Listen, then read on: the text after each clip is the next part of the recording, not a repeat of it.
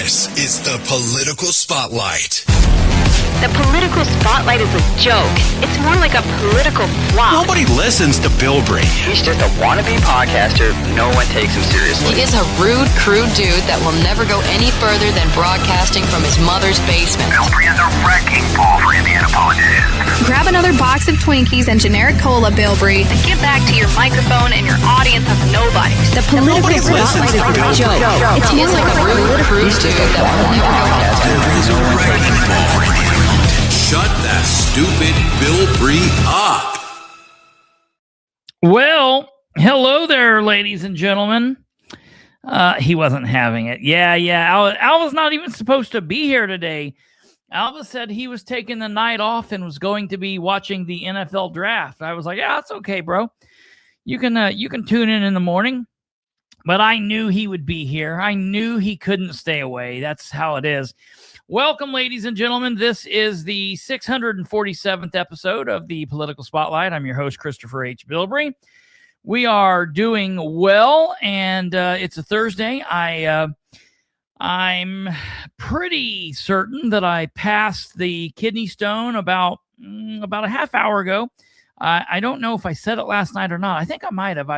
I was dealing with a kidney stone yesterday, and that's why during last night's interview, if you didn't notice, there were a couple times I kept readjusting in the seat and standing up and kind of sitting down. I was dealing with a little bit of kidney stone trouble. So as y'all know, that's something that I deal with from time to time, and we dealt with it. I think that we are good in the neighborhood, so that's good. I also, before we bring our guest on, I do want to say that I was watching the other political podcast in the area, the Boss Hogs of Liberty, and I was notified that is a professional podcast. One of their viewers said that, hey, look, Bilbrey's in here checking out a professional podcast. I said, yes, that's right.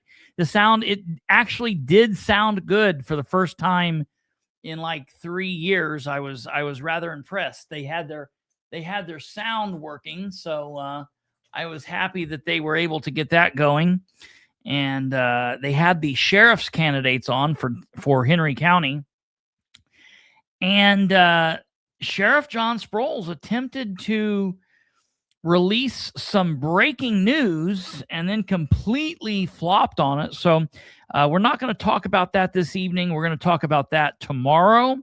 There was no Randy Howard candidate. Randy Howard did not show up, so he was not there, was not in the comments either.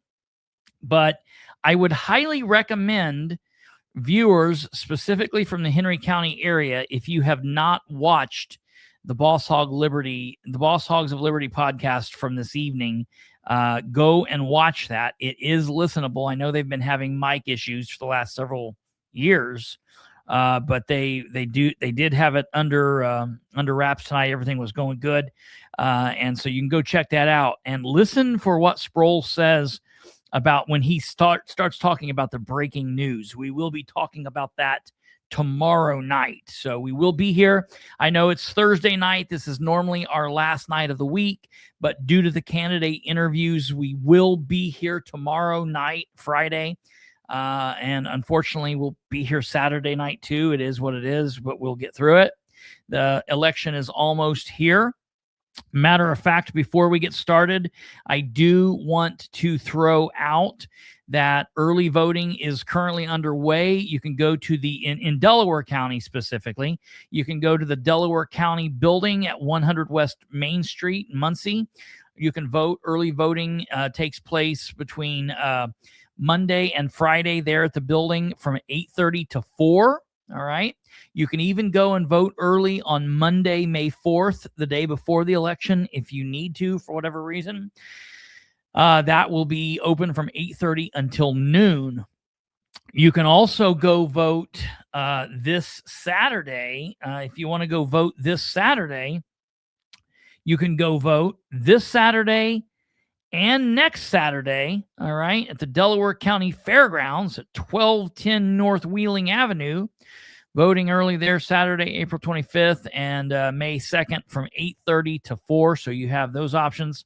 And again, I still don't have the graphics up for all of the vote centers. We will fix this. I'll make sure that you guys can see it. But there are vote centers there, just letting you know. So as we get a little bit closer, you don't need to know that until the day, but I will get that information there. So, without further ado, we are going to be talking. Last night we had on an opponent of this candidate. Tonight we have, well, not technically. We are in the primary. So the candidate we had on last night was one of the Republicans in the Republican race. So there are two Republicans running for Circuit Court 5 judge, and this is one of the Democrat candidates. And I think we're really pushing to try to get all of them on. So I will keep you posted on that. I know we're at least going to have 3 of the 4. So tonight we'll be focusing on the Democrat voters, because this will be a Democrat candidate who is currently seeking the bench for the Circuit Court 5 seat that's going to be vacated by the current judge. Of course, tonight's our guest is Judge Amanda Dunnuck. She is currently serving as the Muncie City Court Judge and has been since 2015. Her biography says that her focus on the time on the city court bench has been on modernizing technology and reducing case backlogs. As many courts, there are massive backlogs just pretty much everywhere throughout the United States. But Muncie City Court always has a massive backlog of cases. It sees all the misdemeanor cases. We'll get into that a little bit with her, I'm sure. But she's focused on reducing that. Judge Dunnuck is a lifelong Delaware County native, a Delta High School graduate. Go Delta Eagles. She earned her bachelor's degree in criminal justice from Ball State University and her Juris Doctor from the University of Dayton School of Law. Before her judgeship, she practiced law for 17 years. Serving as a public defender and attorney for Delaware County Council and a certified family law mediator. And she's somebody that I've known for a very, very long time. And I think this is the first time we've ever had her on the show. So without further ado, we will bring up Judge Dunnuck, and welcome to the show. Hi, Chris. Thanks for having me. All right. Yeah, I'm glad you're here. I think this is the first time we ever had you on. Did we have you on last time? No. I don't think you had a primary challenger, and we didn't do it in the fall for whatever reason. So correct. Yeah. Well, I'm glad you're here. And so I think from my point of view, I think it would be hard for people of Delaware County to not maybe know you or know of your family, definitely. But for those that might have been under a rock, why don't you give everybody a little bit of a biography of who you are and what you're doing here? Yeah. Well, aside from what you've already said, I graduated law school in 2003 and came back into the family practice where I represented people here in family law cases, criminal defense, civil litigation, represented local governments. So did that for 17 years. And then when there became an opening in Muncie City Court in the opening started around 2014, but the governor the Supreme Court finally removed the judge in 2015, and I was appointed as a Democrat then by Governor Mike Pence to City Court. So when I came into City Court, there was over 8,800 cases pending. They only had 2 sessions for the court. All the misdemeanors for Delaware County come into City Court. So needless to say, came into kind of a mess. So was it that way when you first got on, or was Yorktown Court still in play? Yorktown Court closed June of 2015. Okay. I was appointed July 6th of 2015. Oh, okay. So there was really no oversight in the transfer, the shutting down of Yorktown. All the pending cases was transferred to Muncie City. Okay. And there was all the circuit judges were appointed to take care of City Court. So there really wasn't a point person that was working on that. So we ended up with a mess. There was 5,000 cases filed in City Court in 2015. Yeah. And, I came in, and through the private practice, I understand how delay affects people, whether it's a criminal case, it's the victims or the defendants, but also family law and personal injuries and estates and probate. Every case is very important to that person, and delay just complicates the whole thing. Yes. So when I came into city court, cases would be filed in June and the initial hearing would be set in November. And then we'd have the initial hearing in November, and I couldn't get them in for a pretrial until April of the next year. So, I mean, we're looking at cases being a year old before we've ever had a chance to really hit the ground running with it. So started working with city council and the mayor and trying to see what I could do to get it worked around where we could add it. So I immediately added sessions to the court. I worked with the prosecutor's office. We were able to purge some of the older cases that they weren't able to proceed with. Cleaned up the calendar until now we have roughly 3,500 cases pending, with about 2,500 being filed new every year. Wow. When the state files a case, it's set for an initial hearing within 30 to 60 days. Pretrials are within 45 to 90. I give each side one continuance without question. After that, I'm looking at it to see what's going on. If the parties agree, I do give deference to the prosecutor's office and to defense counsel. If the parties agree that there's a need to set this out, then I'm not going to question a whole lot until it gets to be obscene, if you will. Sure. But yeah, we just got to get the cases moving, get them set for trial. If it's not going to plead, it's got to be tried, or the state's got to dismiss, one of the two. Sure. Absolutely. And that's a big thing, because I mean, that's one of the things that everybody gripes about. I'm sure attorneys do as well, but just the idea of how slow the process is, it's crazy sometimes. So it's defeating to a lot of the participants. Absolutely. So, especially if it's a family. I mean, if it's your divorce or a custody case or child support, I mean, those cases affect the participants greatly, and being able to move a calendar, being able to look at a calendar and say, hey, we can expedite this over here. We can ensure due process over here. I've done that. And, city court's now a full-time court. I went from having 2 staff members to 4. So yeah, I'm able to look at a docket and look at a court and say, hey, this is what we can do to make sure that people are getting their time and their opportunity to be heard. Yeah, that's interesting. And I don't think people probably don't think about it, and maybe I make more of it than probably really is. But to me, it just seems that judges are always really close and locked in with like the staff that they have around them. And this is something that I wondered. So if you're elected, will those staff members, will they go with you? Do you keep anyone from the old court? What will happen with that?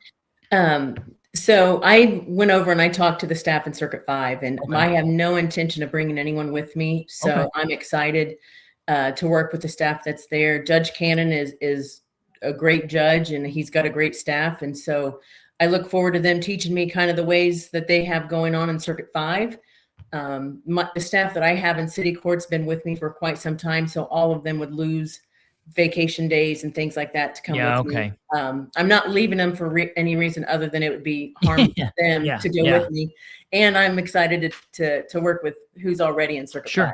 Absolutely. I practiced in Circuit 5 for 17 years. So I have a relationship with most. I think there's 3 new staff members that I've not practiced in that court with, but I'm familiar with them, and I'm excited to hit the ground running with them. That's cool. That's good. So I guess, maybe for those that, obviously you practice as an attorney in all of the courts in Delaware County and beyond. But for those that don't know, talk a little bit about the differences going from city court to circuit court. I mean, it's going to be a pretty big difference for you. So sort of, sure. Yeah. So in city court, it's a court not of record. So there's no direct path to the appellate courts. If you have a trial in city court and I find you guilty, you can appeal that, but it's called a de novo appeal. So it goes straight over to the circuit courts. So it just starts over. The appellate courts never review my orders. Another judge never reviews my orders. The case just starts over. Every misdemeanor filed in Delaware County starts out in city court. So the rules of evidence that control on a murder case are the same rules of evidence that control on a misdemeanor. The procedures that we conduct court with and the due process rights on a misdemeanor are the same as for all the felony courts in Circuit 5. So the function of the court is going to be the same. What I'm excited about is being able to get back into some of the civil law, being able to, when I shut down my private practice in 2021, when city court went full time, I shut down my family law practice and my civil practice. And I enjoy that area of law. And so I'm excited to get back to that and to help with people and resolve some of their issues. Sure. Absolutely.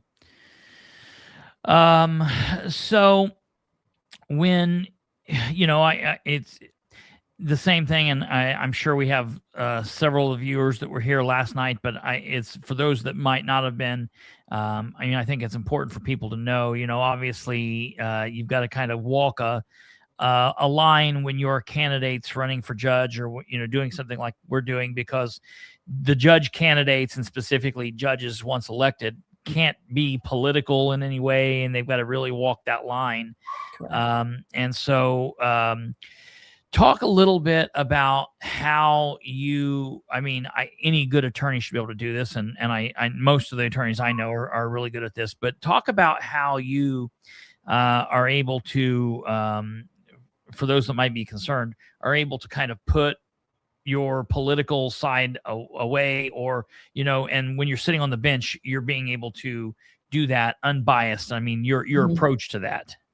Well, one of the things is, and I just met with a class of 6th graders in a civics class, and we were talking, and they were talking about the robe. And, when I put the robe on, I'm Judge Dunnuck. And so there's kind of a shift that happens with the mindset. But I think that's where the 17 years of private practice really helps me and sets me apart from everybody else in the race. Because when I represented people in the private practice, I represented people on both sides.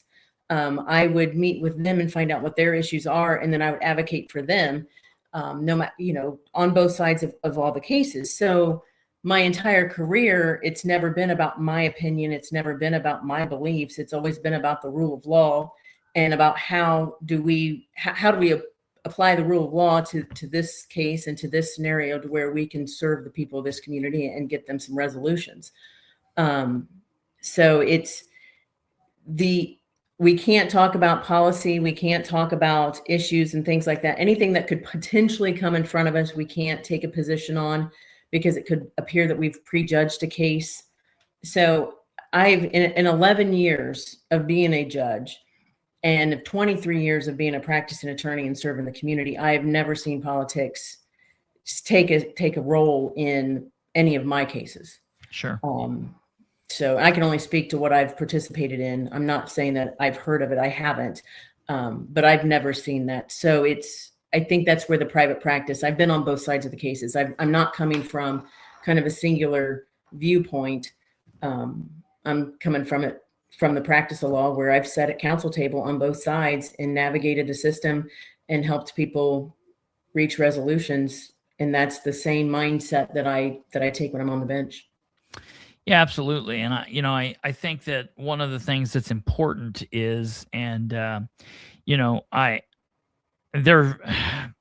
have been different times that I've advocated for different things, specifically when it comes to judges, and obviously coming from a background in law enforcement and working in the prosecutor's office and whatnot. A lot of people think that I would be pro the judges all being former prosecutors, but to me, it's the same thing as kind of like how we are currently in state government with the super majority and all of that. I think it's always good to have a mix of different characters involved with anything that you're involved with. And I think that, it's important because as we've heard, a lot of the judges currently are former prosecutors. And I think that it's good to have someone that's coming from, I don't think that's one of the things you haven't done. You've not been a deputy prosecutor, correct? Correct. That's it. That's really the only thing I haven't done. Yeah. So, and you're right. I think deputy prosecutors have a good outlook on criminal cases. They're familiar with the law the same way that I'm familiar with the law as a defense attorney, because it's the same rules of evidence and the same rules of procedure. The thing that I think the public needs to be aware of is that criminal cases are important and they affect people greatly, and that importance, my role in that is not lost, but it is in Circuit 5, 35% of the caseload. 65% of the cases that the judge in Circuit 5 hears is going to be family law and civil torts, small claims, protective orders, personal injuries. And so when you come from a singular background, you've got a lot of room to make up. And I think we need diversity. I don't agree. I think supermajorities are bad no matter which party is in control, because it kills debate. It kills differing opinions and being able to move forward somewhere in the middle. But I think if you're going to sit on a circuit bench, then I think it's important that you have experience, real world experience in the types of cases you're going to be hearing as that circuit judge. And not only that, managing the staff, managing the budgets, working in a bipartisan manner to get things accomplished for the court system as a whole. I'm the only one on the ballot that has any of that experience. Sure. So, and that's huge because we've just lost Emily Anderson. Yes. Who was the court administrator. And I used to set through for a long time. I sat through the judges' meetings, and she was very key in getting the budgets done and keeping everything moving, because she's kind of the leader of the band from the administrative side. And I'm going to be the one that has that experience on the ballot. Judge Calhoun will have experience of, I think, 4.5, maybe 5 years, starting January of 27. And I've got 11 years on the bench. So there's also says a lot to have continuity in the courts, where we keep people who know how to do the job in the job. Yeah. Yeah. And treat an election like a job interview. Who has the experience for the actual job they're running for, and vote that way. Certainly. Yeah. And so, I think that is something that is important, that continuity that you're talking about. And one of the things that I think, to me, I think that it's, I'm trying to think the way to go around that. I think that that's an important thing. And I think that you, bring that experience. I think, have we had any, I guess that's what I was trying to get. Have we, in your mind, I'm trying to think, other than Judge Raylu Wolf, have there been any of the judges in recent past that have went from city court to circuit court? No, Judge Raylu, Judge Wolf was, I think she started in city court in the 80s, and then she switched. She went from city court to circuit 3. And that was a pretty smooth, that was kind of, where I was coming up through when she made that transition. And that was a pretty smooth transition. My grandmother on my mom's side actually worked in her court, and I thought she did a fantastic job. And I think it's a good kind of a training ground for city court then to move to circuit court. Exactly. And that's one of the reasons why I started in city court. It's a misdemeanor court, and I'm not making light of that at all. It's a very important court, and we do more work in city court. I have a caseload. The state ran a report. I'd heard over 5,000 criminal cases from January to June of 2025. Wow. And yeah, so what was the time period on that again? January to June of 2025. Over 5,000 criminal hearings. And so, it serves a very important role in the community, but you also get to learn how to be a judge, because being a judicial decision maker is quite different than being an advocate. You cannot advocate when you're on the bench. I'm stuck with what the parties give me, and sometimes I wish they'd give me more.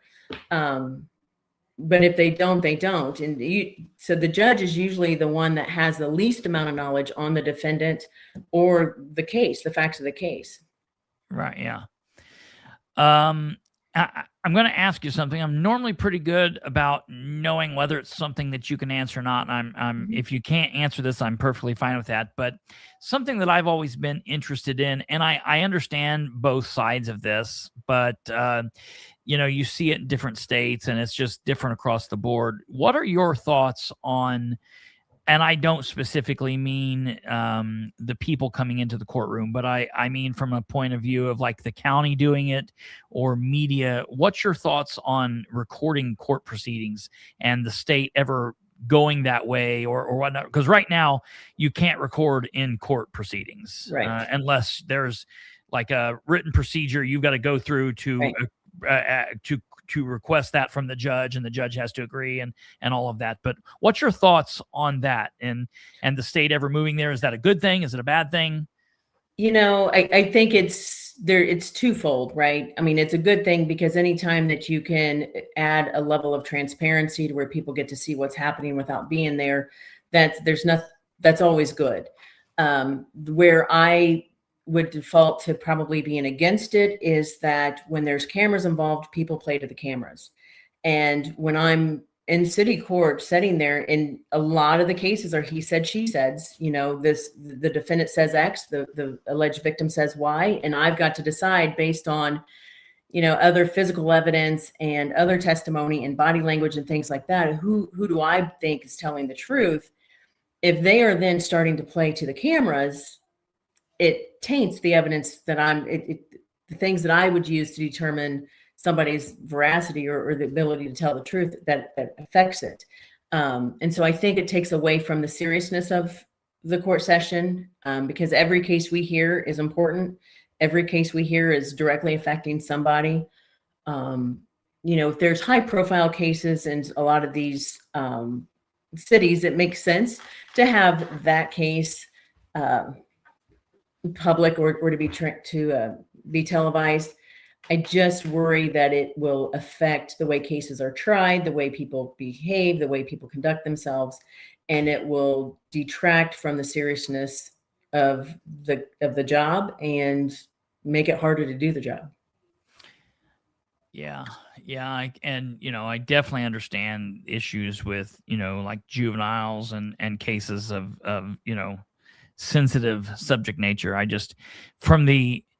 always tell everybody I am not a journalist. I'm not pretending to be a journalist. I consider myself a political commentator, and I'm just a regular citizen. But from the, I guess, journalistic side of my mind, I always wish that there would be recordings of these events, and it would be easier to kind of get an understanding.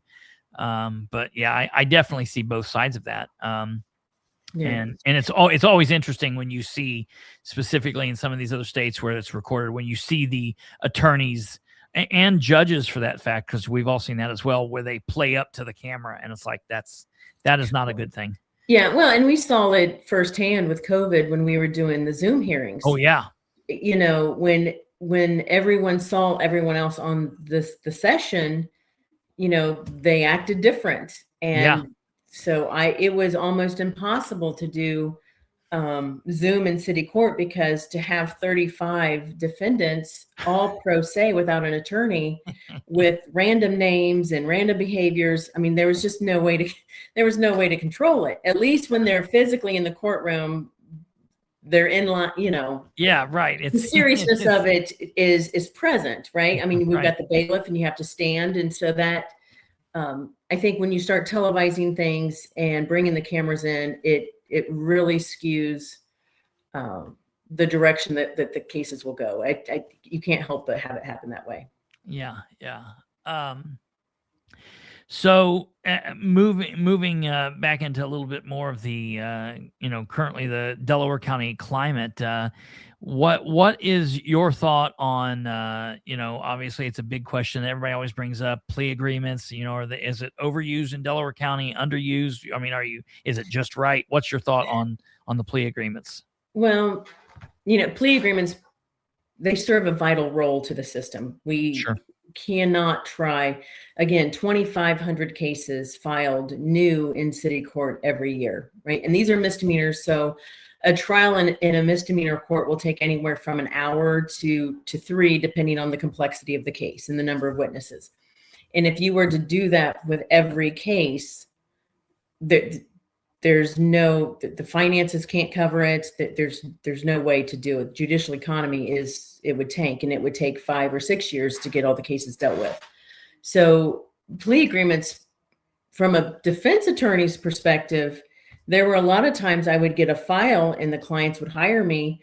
They would have them dead to rights. You know, it's not always 90% of the cases. It's not about guilt or innocence, right? It's about what are we, as a society, what are we going to do with this person? Yeah.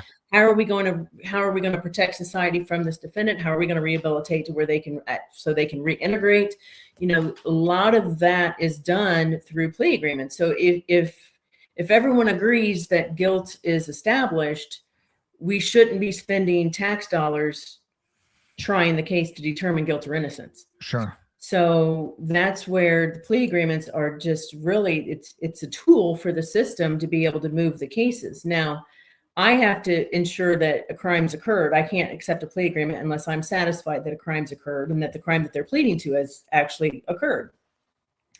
And, you know, I've rejected plea agreements before when a case has been charged a certain way and the plea comes in extremely light. Well, you know, I ask very pointed questions of the state. Why was it charged? Why are you pleading to this? And sometimes the state has a motivation they need a conviction because it's an underlying offense. And so the next time it'll be a felony.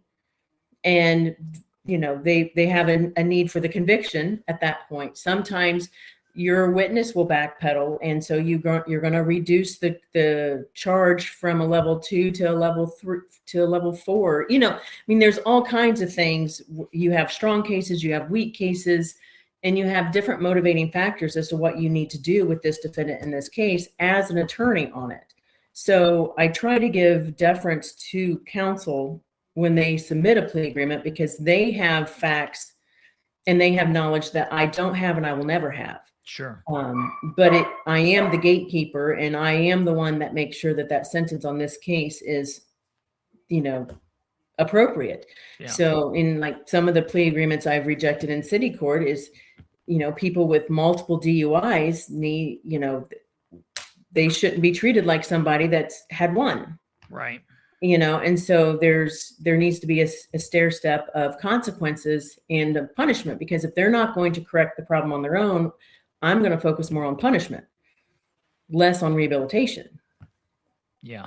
So I think to say it's overused or underused, you know, it's a tool a plea agreement is a tool just like a jury trial is, or a bench trial, because the parties could agree to do a bench versus a jury.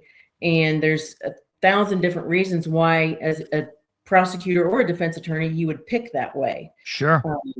So it's also fact sensitive, but the system wouldn't work without plea agreements. Absolutely. Yeah, I think that's important. I mean, it always kind of gets a bad rap and people talk about, you know, them like that. But yeah, that's important for people to know. So I appreciate you going through that. And sometimes, a lot of the times, it's the headline that is inflammatory, that is, you know, when it gets time served for a certain offense, they don't print that he was in jail for 6 years or she was in jail for 6 years pending the plea, or for 3 years. So instead of saying, you know, defendant receives a 3-year executed sentence, it says defendant receives time served, which seems like it's more of a slap on the wrist. Sure. And it's really not a slap on the wrist. And so that's why resolving cases sooner is better. Yeah. And then it's more of a punishment it's more of a sanction than a resolution, if that makes sense. Because a sanction is going to correct behavior, where a resolution is somebody getting away with something. I mean, from you know. I hear what you're saying. Yeah, absolutely. So it's just, you know. Yeah. Interesting question, and I don't know if you know this off the top of your head, but of the 5,000 cases that you talked about from January to June of 2025, do you have in your mind how many plea agreements would have been there of those cases? How many? Not without going to, Okay. not without looking. And I think a lot of them in city court are. I was going to say, I feel like, yeah, but that's how the beast. prosecutor chooses to resolve the case. So, we have trials set. I think we have 4 trial days a month. So we have time on the calendar for the trials. And when a case needs tried, we try it. Okay. And I mean, you were talking earlier about how a lot of the things are similar in the rules of law and how things happen, but there is just a difference in the nature of the beast of city court to circuit court, right. And just with the nature of what you're trying, what you're seeing, what's coming before you is different, and right. That's just kind of how the system's set up as well. Right. So, right, 60% of my cases are driving offenses, driving while suspended. So how we resolve those is different than how, major felonies will be handled. Sure. I know that Delaware County has been, I know there have been some in Delaware County that have been definitely in the past. I know there's a push for trying to make a 6th Circuit Court. Mm-hmm. And I mean, obviously you're running for the 5th Circuit Court now, and you would be there, but what's your thought about there? Do you think that Delaware County is at a point where we need another court? I know that's kind of a long drawn out process, but what is your thought on that? Yes, I think we do. So some of the cases in city court, so like I said, a court not of record has no direct path to the appellate court. So there's no final order. If you want to appeal, if you get convicted in city court and you want to appeal it, it goes over and it starts over again. So if the state files, say, a domestic battery in city court and it takes 1.5 years to come to trial and you're convicted, the victim testifies, convicted, all they have to do is post a bond and it goes over to the circuit courts and it starts all over again. So then you're going to have to retestify in another 1.5 years. So you're 3 years in before you have any resolution. Yeah. And with the number of cases, I think there's a space for the de novo courts when you're dealing with the driving offenses and things like that. But our circuit 1 through 5 are so full that they can't handle the other misdemeanors and not to be heard direct, in in a fast or a normal time frame. Yeah. So I think the public deserves, and you shouldn't have to wait 6 months for a contested hearing. You shouldn't have to wait 9 months to get in to see a judge or for a provisional hearing on your divorce. If you're wanting to modify your custody, you should be able to have access to the courts. And because of the caseload, it takes a while. Certainly.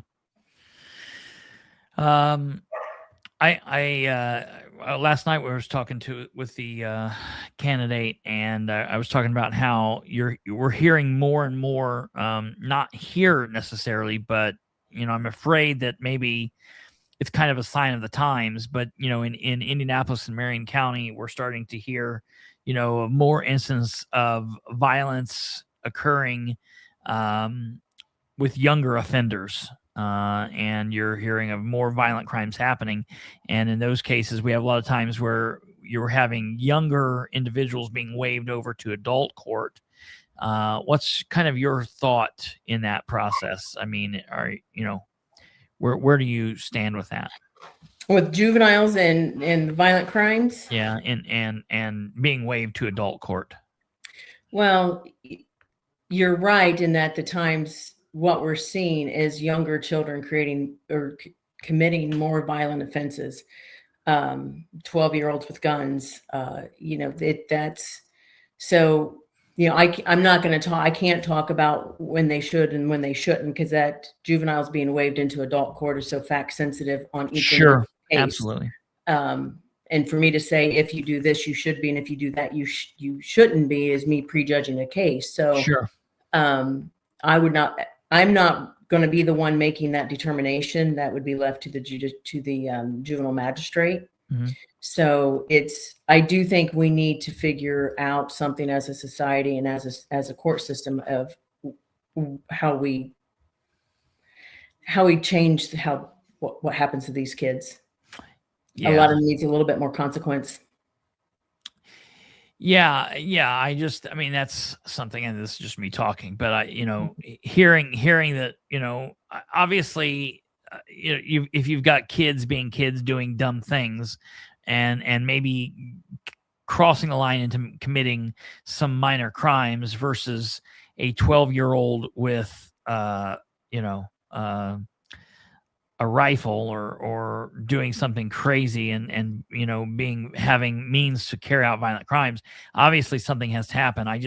Anytime we hear a 4'4", 12-year-old that's 100 pounds or 90 pounds being sentenced to adult prison, that just always sounds crazy. But it's like there's got to be some kind of in between. I don't know. I would agree. There would need to be there needs to be punishment and consequences and restrictions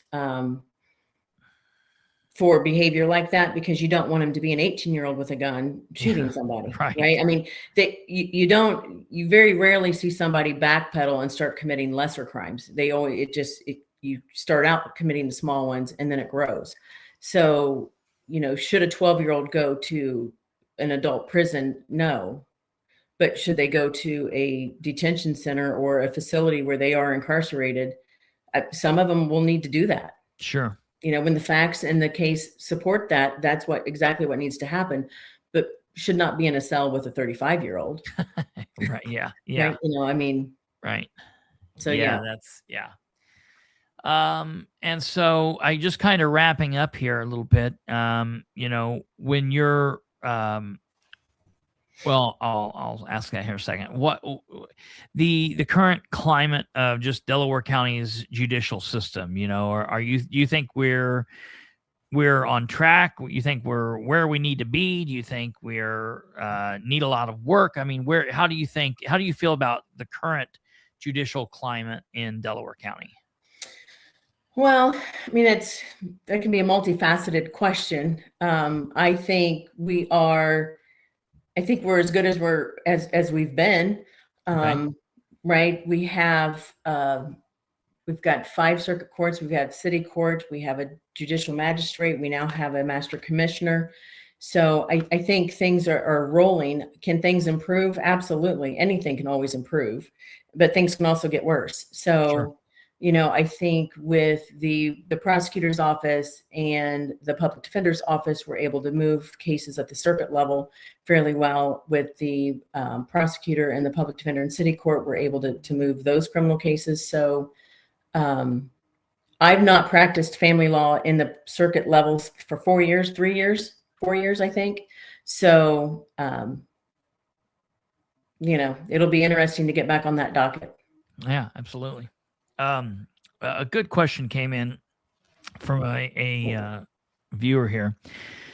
What's your thought? And I know you might have to dance around that a little bit, but your thought about parents being punished for behaviors that children are doing. When we talk about instance, thank God. I don't think we've had. Well, I mean, I'm not really sure. I'm not privy of what's going on in Delaware County courts daily, but. My mind comes to like issues where kids have had guns and went to school or whatnot. But your thought about parents being charged or going through the court system when children have done the action. What's your thought on that? Right. Well, the legislature is the one that creates the crimes, right? They're the ones that define what the crime is and it sets the standard for sentencing. And it's the police departments and the prosecutor's office that investigates and charges. So if there's evidence of a neglect or a crime that the legislature has created, then I think absolutely it needs to be pursued and enforced. Absolutely. Well, very good. Wrapping up here, when you're talking to people out there, like I said beforehand, I think you called and had your campaign. You've been calling people, and my grandmother said that you guys had a conversation today, and she was appreciative of your time. When you're talking to people and you're out doing the campaign stump, what are you telling people? Why should people vote for you in this election, and why should you be sent to the bench? Well, this is it's an important election year for the bench, because again, depending on who's elected, we could be left with a judge that has 4.5, 5 years. And that is not anything negative to Judge Calhoun. She took the bench in 2023. So there's an opportunity to have that be the longest sitting judge that we have in Delaware County. There's an opportunity for for a judge that's been a judge for 11 years to be there. So it's very important. And I'm the one that has the experience of what this job actually is, of the civil side, of the criminal side, of the judicial administration, of working with budgets and formulating them. So it's, you want somebody who's going to decide your divorce, who's practiced divorce law. You want somebody who's going to decide who gets custody of their kids. Criminal law, a lot of it's black and white, but family law is not. It's a shade of gray. And if you've never practiced family law or not done it for a period of time, then, you don't see that gray, and that directly affects people's lives. So it's important to have somebody on the bench that understands the complexity of those cases when they're being brought in front of you. Yeah. I think that's very important. You mentioned a couple of different things there. The experience. I think in a lot of elected office, we hear people talk about experience. And, the thing is, when you're running for city council, or you're running even for some of the bigger offices like commissioner or mayor, a lot of that, you're not going to have the experience until you're there, until you're in the seat. And some of those things, like, we just have to let people get that. Right. But there are positions, and I think judge is one of them, where experience really does matter. And you also said something, we've got candidates that are running that are not being a negative, but they're young. And in my words, not yours, there's some inexperience there just because of time and age.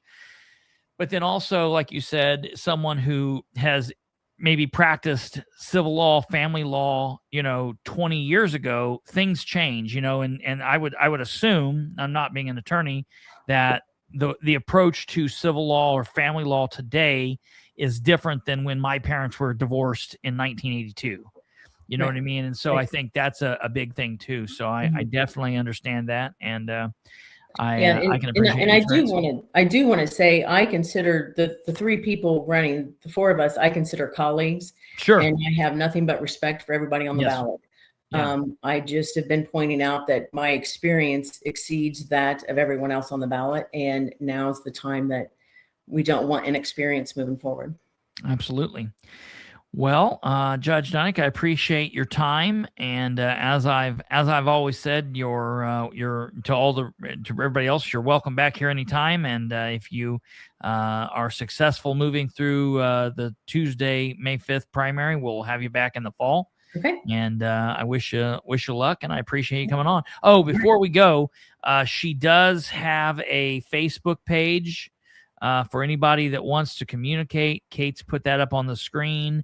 You can access there. And the Facebook page, if I remember right, is just Judge Amanda Dunnuck, or Amanda Dunnuck for Judge, one of those. Judge Amanda Dunnuck. Judge Amanda Dunnuck for Circuit Court 5. So you can check that out and ask the questions that you need to there. So I appreciate you coming on. And do you have any other events? I mean, we're really winding it down.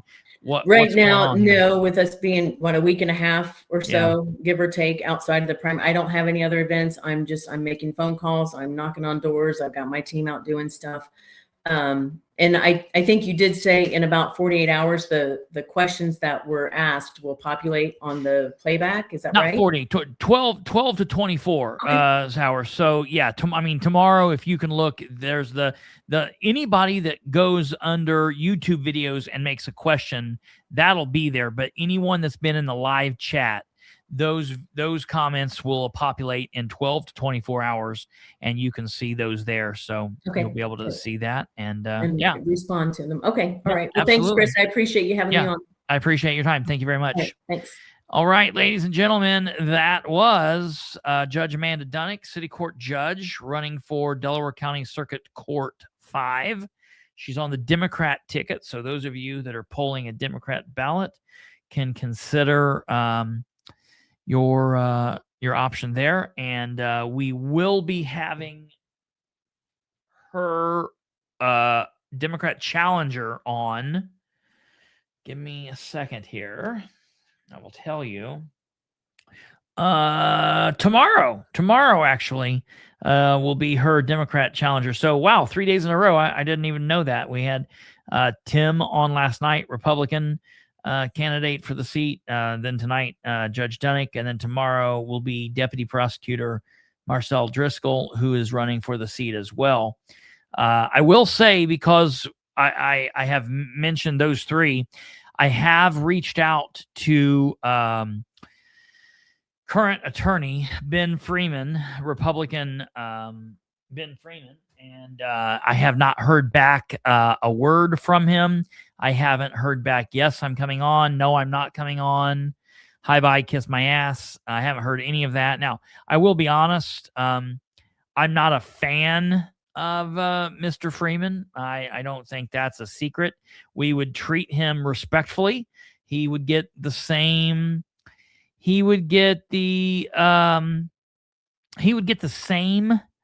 respect here that she just got, and the same respect that Tim got, and the same respect that Marcel will get. So I would really like to speak to him. I would really like to hear from him because I have some questions for him, and I'd like to see his demeanor. It's really interesting. His campaign has been very quiet, almost, dare I say, non-existent for the last little bit. So I don't know. I hope he comes on, but I think he probably won't. So it is what it is. Okay, so moving on from that, I really don't have a lot lined up to talk about. We are currently very close on what's going on. Kate has been working through different things that Alva's been talking about with the Board of Works. I do have a records request into the city of Muncie for a couple of different things in connection to the Board of Works, in connection to the Muncie Muncie Parks Department with the situation with the State Board of Accounts. I think we have some record requests in reference some things going on in Henry County. I know that Kate has been working diligently on some information that we are going to bring forward, and we'll probably do that on Sunday. The stuff with the insurance and trying to refute Sproles. I figured if we do it Sunday night, then Monday will be his Q&A, and then we'll see if he addresses any of our statements on Monday, or if what goes on with that. So that'll be interesting. I do want everybody to pay attention to the fact that everyone to pay attention to the fact that just a little bit ago, okay, the sheriff candidates were on the Boss Hogs of Liberty program, and the sheriff, John Sproles, made a statement that he had breaking news, and he then stated as a part of this breaking news that he had some information pertaining to a federal investigation, and his words, I'm paraphrasing, it's a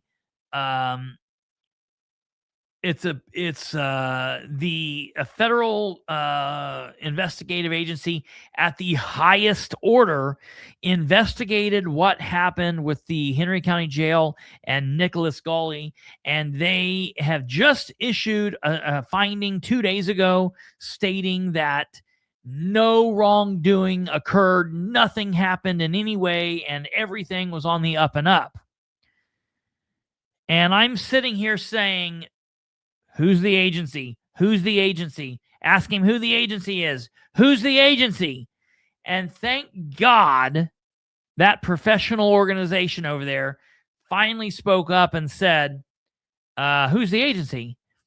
And Sproles said, I'm going to leave it at what I said. I'm going to leave it with what I said. What do you mean you're going to leave it at what you said? You didn't say shit. You did not say a thing. Somebody looked into something I did and they said everything I did was above board. Well, who did that? Oh, somebody. So, ladies and gentlemen, as soon as I'm off this program, I will be shooting a records request to Joel Harvey to find out just exactly what John Sproles is talking about.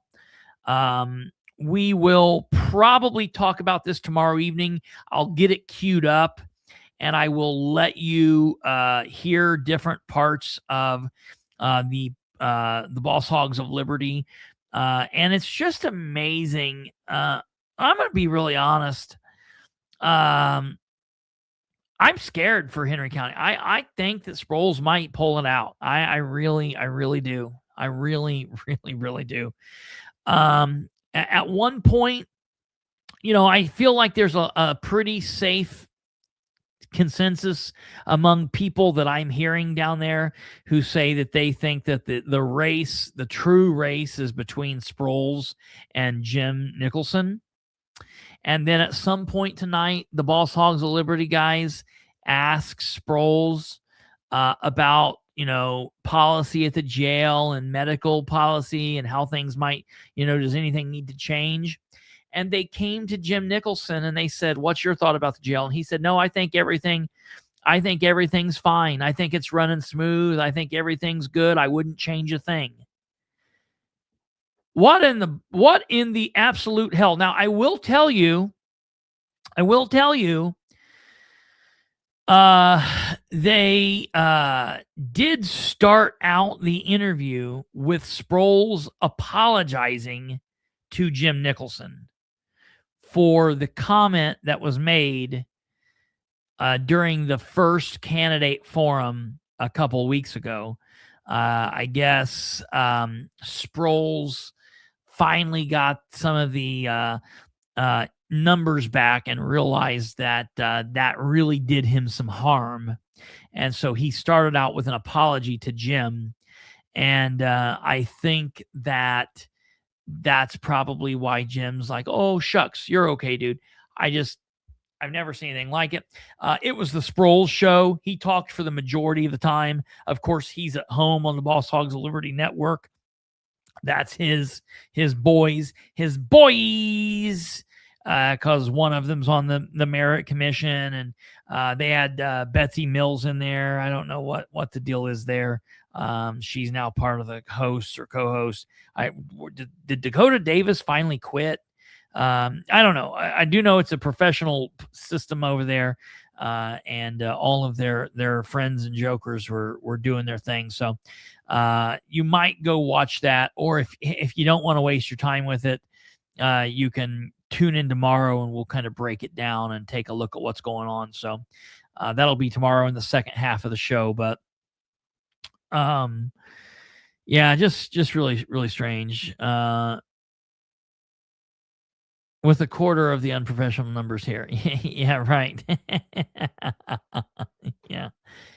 So it is what it is. I don't know. I was very shocked at what Sproles said, because I was thinking he was going to come breaking some serious news. And then it was just, oh no, it's the same old. I was just very shocked. So we'll look into what that is. We'll find out what's going on. Yeah, I don't know. Just nonsense. So I think that's going to be it. I know it's a little early. We're just tracking right at an hour. But that way you guys can get off here and go back and spend the rest of your evening living life and doing that. We will be back with a longer show tomorrow. I just didn't have much really to talk about, but maybe Jim doesn't want to turn anyone against him before primary is over. I don't think anybody should be. Look, I just don't know. I don't know. I don't know. I just don't know. I do know this. I am never I don't think you have to bash necessarily your opponent, but I'm never going to say everything's running smooth under my opponent, because like if that's the point, then why am I running? If I think everything's running smoothly under my opponent, the vehicle pursuit was talked about, and it was laughable. Sproles kept lying. Sproles said it was happening at 5 o'clock in the morning, not 7 o'clock in the morning. Sproles said that they weren't driving fast through the city of Muncie, that he was driving 100 miles an hour out on 3, and that at one point before the wreck, he was going 100 miles an hour down McGalliard, but the speeds were not fast. Any other time, that was a lie. We can go listen to the traffic. It's there. It can be heard. It's on our show. You can go listen to it on Broadcastify. It is what it is. Sproles is counting on the fact that he knows citizens aren't going to put that much time and effort in to what he's saying. So he says, well, you've heard all the internet rumor and whatnot. And then, he's, I don't know. It's just so frustrating. It's really frustrating, because there are still people that buy into his nonsense, and it is what it is. So we will talk about that, and we had all that. We pulled the GPS. We pulled all the GPS findings, and we were able to show how fast everybody was going, and I'll put it to you this way: it was too damn fast. It was too damn fast for driving through the city streets of Muncie when there were people out coming and going to school, going to work, and driving through Ball State University, and driving through school zones at 7 o'clock in the morning on a weekday. It was way out of line when there was no other law enforcement officer helping him. Now, I did like the fact that Jim did call it out and say that needed to be stopped. So one good thing that Jim Nicholson did do is he did say the pursuit needed to be called, and Jim even went as far as saying the pursuit needed to be called by a supervisor, by just another higher ranking officer. Jim even went as far as saying the pursuit needed to be called by a younger officer. Anybody should have called that pursuit off. And I agree with Jim. I agree with Jim saying someone needs to stop that. And Sproles' answer always to this is, well, I've chased people to their deaths before, and sometimes that's just the nature of what happens. So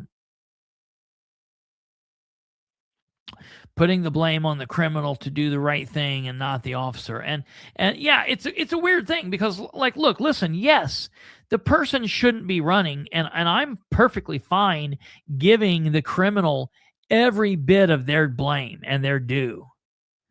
But it's the officer who needs to be using due regard.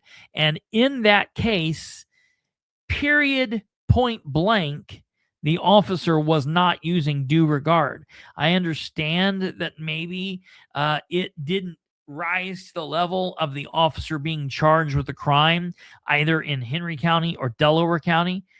That's fine. It doesn't mean it's okay, because as we know, the law is the floor, not the ceiling. It's the beginning point, not the ending point.